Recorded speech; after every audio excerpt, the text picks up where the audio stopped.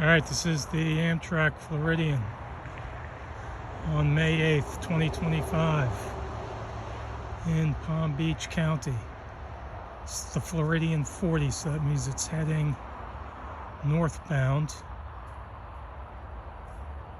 I just left West Palm Beach about 15 minutes ago. Its next stop is Okeechobee. And by the looks of it, it's got an ALC 42 with the new Phase 7 paint job leading.